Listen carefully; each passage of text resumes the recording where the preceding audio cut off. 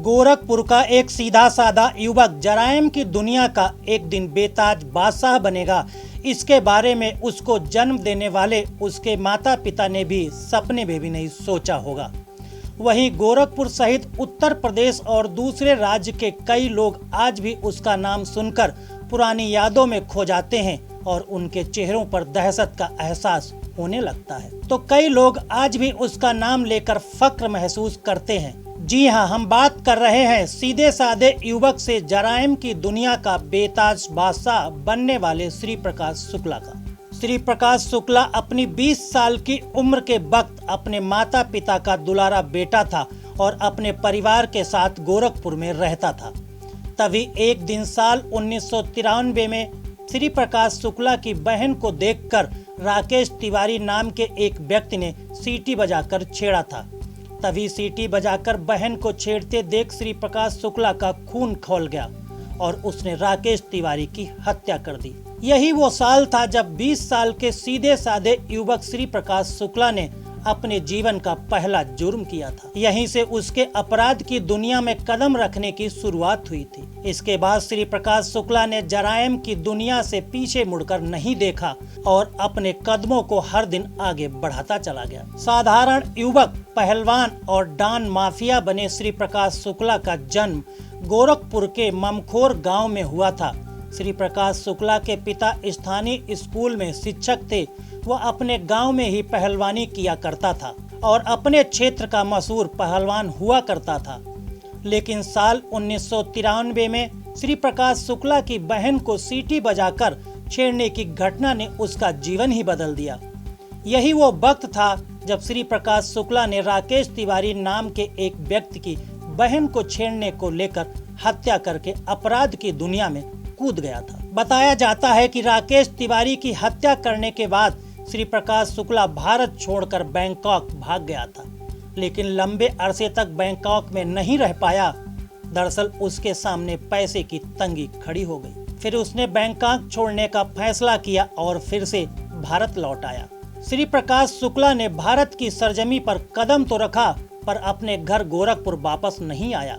भारत लौटते ही उसने अपने लिए सबसे सुरक्षित बिहार को समझा और मोकामा चला गया।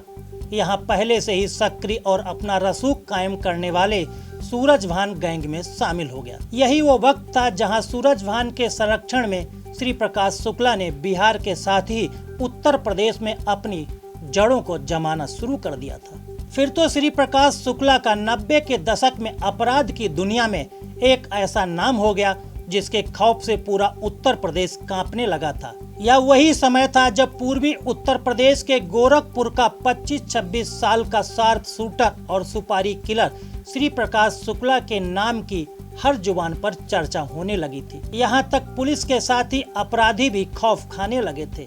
अब यूपी पुलिस के लिए श्री प्रकाश का नाम और उसके हाथ में रहने वाली AK-47 दहशत और खौफ का दूसरा पर्याय बन चुका था। श्री प्रकाश शुक्ला पर शिकंजा कसने में पुलिस फेल होने लगी थी। तभी यूपी सरकार ने STF का गठन किया, लेकिन STF को भी डॉन और माफिया श्री प्रकाश शुक्ला को अंजाम तक पहुंचाने के लिए नाको चने चबाने पड़े थे। श्री प्रकाश शुक्ला के उत्तर प्रदेश में पूरी तरह से सक्रिय होने और जराइम की दुनिया में बेताज बादशाह बनने के बाद बड़ी वारदातों को अंजाम देने लगा था। श्री प्रकाश शुक्ला ने साल 1997 में बाहुबली राजनेता बीरेन शाही की लखनऊ में हत्या कर दी। कहा तो यहाँ तक जाता है कि बीरेन शाही के विरोधी हरिशंकर तिवारी के इशारे पर श्री प्रकाश शुक्ला ने इसे अंजाम दिया था। बताया जाता है कि श्री प्रकाश शुक्ला खुद चिल्लूपार विधानसभा सीट से चुनाव लड़ना चाहता था। इसके बाद श्री प्रकाश शुक्ला को खौफ की दुनिया में असली शोहरत बिहार के मंत्री हत्याकांड से मिली थी। श्री प्रकाश शुक्ला ने साल 1998 को पटना के स्थित इंदिरा गांधी अस्पताल के बाहर बिहार सरकार के मंत्री ब्रज बिहारी प्रसाद को उनके सुरक्षा कर्मियों के सामने ही गोलियों से भून दिया था। श्री प्रकाश शुक्ला इस वारदात को अंजाम देने के लिए अपने 3 साथियों के साथ लाल बत्ती की कार में आया और AK-47 राइफल से हत्याकांड को अंजाम देकर फरार हो गया था। श्री प्रकाश शुक्ला मंत्री और शाही की हत्या के बाद बिहार और यूपी पुलिस के लिए सिरदर्द बन गया। श्री प्रकाश शुक्ला के लिए अगर कुछ कसर बाकी थी तो उसने उस वक्त के यूपी के मुख्यमंत्री कल्याण सिंह को मारने की सुपारी ले ली। इसके लिए उसने 5 करोड़ रुपए में मुख्यमंत्री कल्याण सिंह की हत्या करने का सौदा तय किया। मुख्यमंत्री की सुपारी लेने की खबर आते ही यूपी पुलिस की नींद उड़ गई। तभी यूपी सरकार और पुलिस ने इसके खात्मे की तैयारी शुरू कर दी। इसको लेकर लखनऊ सचिवालय में बैठक हुई। इसमें यूपी के मुख्यमंत्री, गृह मंत्री और डीजीपी ने बैठक में मंथन किया। इसमें अपराधियों से निपटने के लिए स्पेशल टास्क फोर्स बनाने का खाका तैयार किया गया। साल 1958 में यूपी के तत्काल डीजीपी अजय राज शर्मा ने यूपी पुलिस के बेहतरीन 50 जवानों को लेकर स्पेशल टास्क फोर्स यानी एसटीएफ की घोषणा की। इसमें निर्देश दिया गया कि श्री प्रकाश शुक्ला को जिंदा या मुर्दा पकड़ने की जिम्मेदारी अब एसटीएफ को है। उसे कैसे अंजाम देना है, वहीं से उसके काउंटडाउन की तैयारी शुरू कर दी गई। अब एसटीएफ का एक ही लक्ष्य बन गया था कि मुख्यमंत्री की सुपारी लेने वाले को उसके अंजाम तक पहुंचाना है। पुलिस और श्री प्रकाश शुक्ला की पहली मुठभेड़ 9 सितंबर 1997 को लखनऊ के जनपद मार्केट में हुई।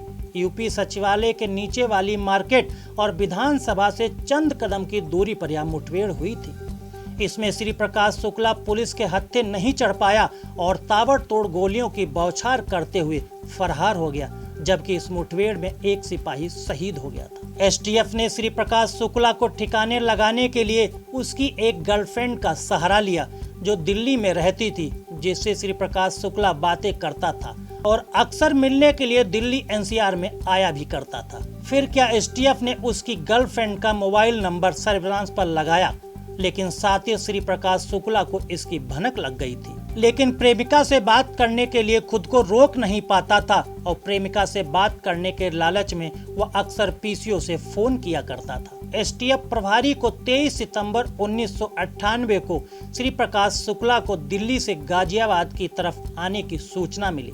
इसके बाद एसटीएफ ने गाजियाबाद के वसुंधरा इनक्लेव में पुलिस के जवानों को सादी वर्दी में लगा दिया। श्री प्रकाश शुक्ला की कार जैसे ही दिल्ली से वसुंधरा इनक्लेव पार करती है, वैसे ही अरुण कुमार सहित एसटीएफ की टीम उसका पीछा शुरू कर देती है। लेकिन इस बार श्री प्रकाश शुक्ला को पुलिस का कोई शक नहीं हुआ कि पुलिस उसका पीछा कर रही है। श्री प्रकाश शुक्ला की कार जैसे ही इंदिरापुरम के सुनसान इलाके में एंट्री करती है, तभी एसटीएफ की टीम उसकी कार को ओवरटेक करती है और उसकी कार को रोकने के लिए रास्ता रोक देती है। एसटीएफ सबसे पहले श्री प्रकाश शुक्ला को सरेंडर करने के लिए कहती है, लेकिन उसने पुलिस की बात मानने के बजाय फायरिंग शुरू कर दी। फिर क्या, पुलिस ने जवाबी कार्रवाई में श्री प्रकाश शुक्ला को गाजियाबाद के इंदिरापुरम में ढेर कर दिया। यही वो वक्त था जब जराइम की दुनिया के बेताज बादशाह के खौफ की कहानी दफन हो गई। श्री प्रकाश शुक्ला को पुलिस मुठभेड़ में मारे जाने के बाद भले ही उसका खौफ खत्म हो गया था, लेकिन अपराध की दुनिया में आज भी उसके इतिहास के चर्चे होते रहते हैं। खबरों का सिलसिला जारी रहेगा। देखते रहिए जनप्रभात। नमस्कार।